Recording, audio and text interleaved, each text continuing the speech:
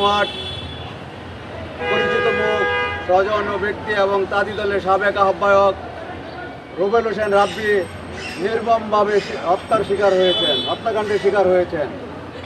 একজন মানুষকে এভাবে প্রাণ হারাতে হয়েছে, এই ঘটনা আমাদের পুরো এলাকা মানুষের গভীরভাবে শোকাহত ক্ষুব্ধ রয়েছে।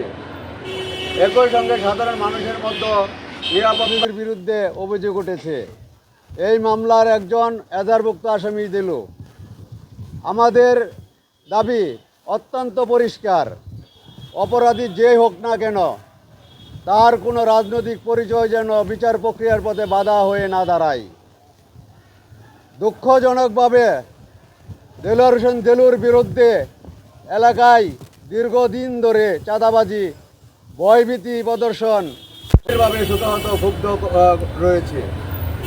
একই সঙ্গে সাধারণ মানুষের মধ্যে নিরাপত্তা দিলুকে 15 নং ওয়ার্ড বিএনপির সকল কার্যক্রম হতে অব্যাহতি দেওয়া হলো।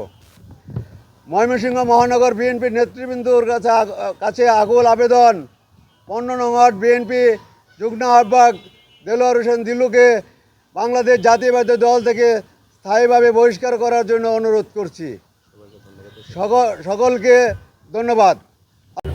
এই সংবাদ সম্মেলনের মূল উদ্দেশ্য হচ্ছে 15 নং ওয়ার্ড বিএনপির অতি শীঘ্রই 15 নং ওয়ার্ড বিএনপি থেকে স্থায়ীভাবে বহিষ্কার করা হয়।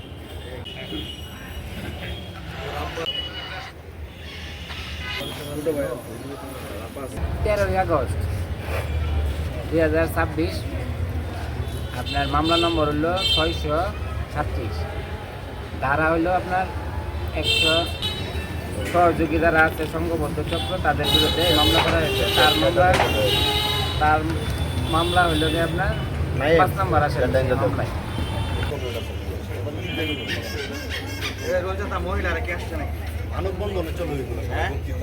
এখানে বিএনপি এবং অঙ্গ ও সহযোগী সংগঠনের সকল নেতৃবৃন্দ আমরা একটা রেজুলেশনের সিগনেচার দিয়েছি। আমরা মহানগর বিএনপির সিনিয়র নেতৃবৃন্দ, আহ্বায়ক, সিনিয়র যুগ্ম আহ্বায়ক এবং আহ্বায়ক সহ সকল নেতৃবৃন্দের কাছে আমরা এই আজকে মুঠোফোনে এবং রাস্তায় বিভিন্ন মানুষের চলাচলে আমরা জানতে পারছি অভিযোগ উঠে আসছে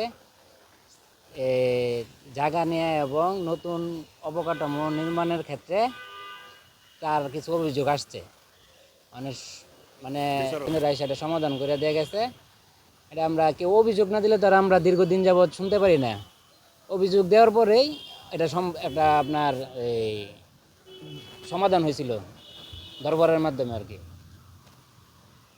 একটা সময় শুনেছি পাসপোর্ট অফিসের সামনে এই ধরনের একটা নৃশংস হত্যাকাণ্ড হয়েছে। শোনার পর আমি আমার বড় ভাই রুহুল আমিন ওনাকে ফোন দিলাম, ভাই কোথায়? উনি বললো আমি চরপাড়া মর্গে আছি। পরে আমি ওখানে চলে গেলাম। চলে যাওয়ার পরে আহ্বায়ক সিনিয়র যুগ্ম আহ্বায়ক ওনারা সঠিক তদন্তের মাধ্যমে ওনাকে যেন বহিষ্কার করে এই আশাবাদ ব্যক্ত রেখে আমি আমার সংক্ষিপ্ত বক্তব্য এখানে শেষ করছি। বাংলাদেশ জিন্দাবাদ, শহীদ রাষ্ট্রপতি জিয়া রহমান অমর হোক। দেলোয়ার হোসেন দিলু আমাদের 15 নং ওয়ার্ড বিএনপির 1 নং যুগ্ম আহ্বায়ক। সে সমাজে দীর্ঘদিন যাবৎ অবৈধ কাজের সাথে বিভিন্নভাবে জড়িত রয়েছে। তার চেম্বার নামক একটা ব্যক্তি যেই হোক, দলের চেয়ে বড় না, সে অপরাধী হলে তাকে অবশ্যই শাস্তি পেতে হবে। সুতরাং আমরা ওয়ার্ড বিএনপির সকলের সম্মিলিতিতে এবং সকলের উপস্থিতিতে দেলোয়ার হোসেন দিলুর গ্রেফতার ও শাস্তির দাবি জানাচ্ছি।